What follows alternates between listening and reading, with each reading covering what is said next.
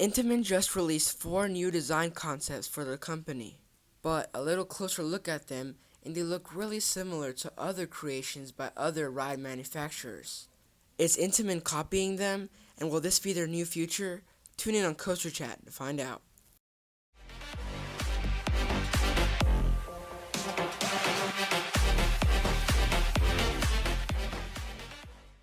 So, if you didn't already know, we got some pretty big coaster news lately. Swiss manufacturer Intamin unveiled 4 new coaster design concepts, and it made the coaster enthusiasts screaming.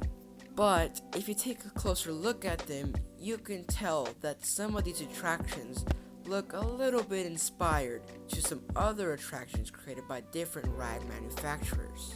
And some people may even say that Intamin is ripping them off. So today we're going to discuss why Intamin is doing this, and if this will be the new way of coasters for the future. But before the video starts, I would like to say, if you like my content and my channel, don't be afraid to hit the like and subscribe button.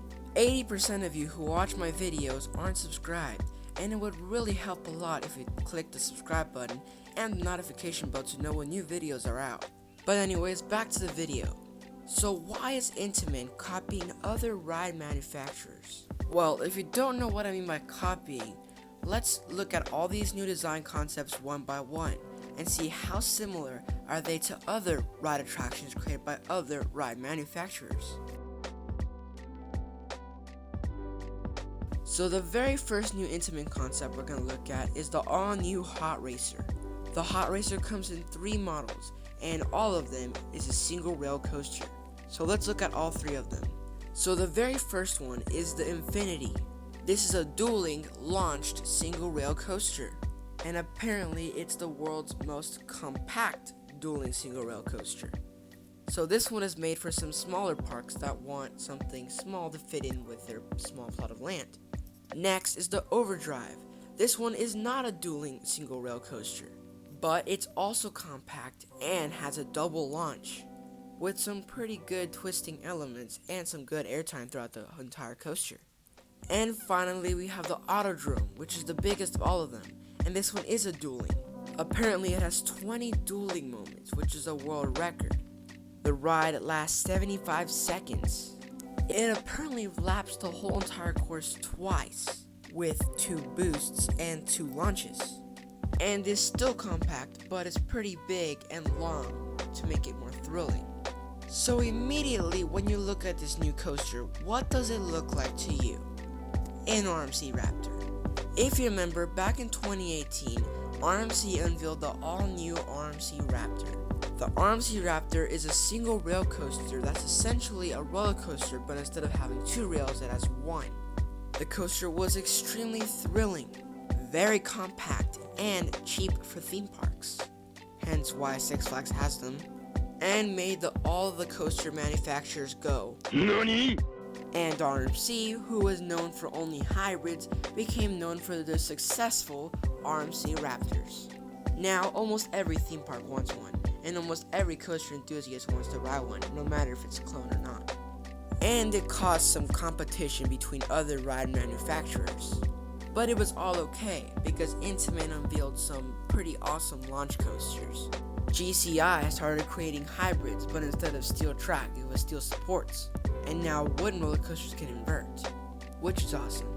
B&M, who created specific types of roller coasters like their inverted or dive coasters, stepped outside the box with the brand new surf coaster that's coming soon. Even Vekoma, who was responsible for creating the Vekoma SLC, created something that everybody wants in America now. Talk about innovation. But all in all, it was okay because now manufacturers are changing with the times and bringing out their best. But what's going on with Intamin right now isn't exactly innovating. It's more like replicating. But I'll let it slide this time because of course someone is bound to try the new single rail route. It was just a matter of time. Plus, it's not like RMC invented single rail. Single rail coasters were the thing of the past, but they just kind of died. So let's go to the next concept. Next is the vertical LSM coaster, which is a different take on Intamin's signature launch coasters, which is more compact. But this coaster looks a little bit more copy than inspiration. This one looks really similar to the premier ride Skyrocket 2. You know those clone rides at Busch Gardens and SeaWorld really like? Yeah, those. And it looks like Intamin wanted to compete with premier rides as well.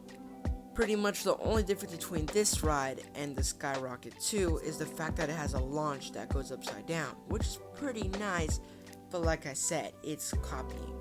In the beginning with a single rail coaster, I didn't blame him because eventually someone is bound to do the same take, but different because the launch and stuff. But this one looks a little bit too similar. It's only different because it has 2 tracks. And personally, the only reason why I think Intamin is creating these copycat rides is to literally compete with every single ride manufacturer ever to be the best ever.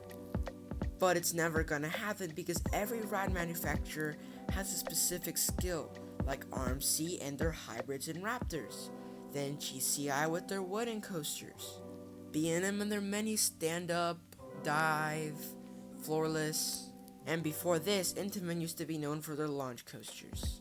And while it is a cool concept and it looks a lot of fun, it's still not exactly right how they kind of essentially copied it. So maybe these 2 next concepts won't be such a copycat ride. Nope, I was very wrong. Introducing the Gigasplash, essentially another copy of the Mack ride's Super Splash. The ride consists of sitting in a boat and then going up a 130-foot one lift that apparently spins 180 degrees. Then tilts you over the edge before dropping you, splashing a little bit, going up a little airtime hill, and then splashing again. And the 131 feet is not a giga, so I don't know why they call it Gigasplash. But look at this layout. How original. It's literally a cross between a Mack and an RMC single rail, because it has a single rail track on it. I get that Intamin wants to start creating water rides, but this? No, not this type of way. This is really copying. They're not even trying to hide that they actually copied it. It's pretty obvious. So let's look at the last new concept. This last concept is called the Ultrasplash, and without a doubt, I would say this is a copy of the Mack Power Splash. Just look at it, the 2 spikes, the forward and backward launches, the airtime hill, the splash, even the name is similar, Ultrasplash, Power Splash. It's without a doubt, this is a copy of the Mack Power Splash. Only difference is, once again, a copy of a single rail. It's like Intamin just wants to try single rail everything and see what's successful. Don't get me wrong, I don't hate Intamin and I don't hate these ideas, but why couldn't they be more original? And here's the downside about this ride. It only runs 1 train, and apparently in the commercial it said high capacity, but they're just basically Six Flagsing you. It's essentially a copy of Aquaman Power Wave, which is coming over Texas, because Aquaman Power Wave is only going to have 1 train running, and so will this one. So I don't know what Intamin's thinking. Why couldn't they install a turntable? At least that would have been successful. But 1 train? I doubt it. So we've looked at all 4 new concepts, and you can tell pretty obviously that Intamin was really going for a copycat ride, and they're competing with Premier, RMC, and Mack. But will this be Intamin from now on? Will Intamin be the one responsible for rip-off rides? No, I don't think so. I think they're only doing this to compete because those 3 manufacturers are really improving with their attractions. So here's the next question. Will these rip-off actually be better than the originals? I don't think so either. Intamin is known for being a little bit pricey when it comes with their attractions. Hence why Six Flags doesn't work with Intamin. And also why Universal works with Intamin, because they're rich. So if any small park wants to get any of these rides, they probably won't. But if you noticed, with the Hot Racer, whenever the animation was showing and there was some NASCAR logos around it. Yes, NASCAR logos. Now I heard of some places called NASCAR speed parks, which are small theme parks themed to racing.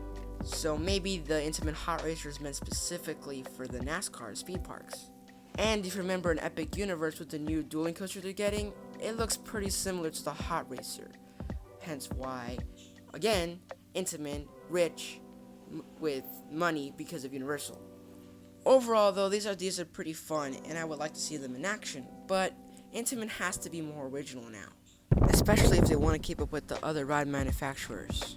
But what do you think? Is Intamin's new concepts designs amazing, or just straight up recreation?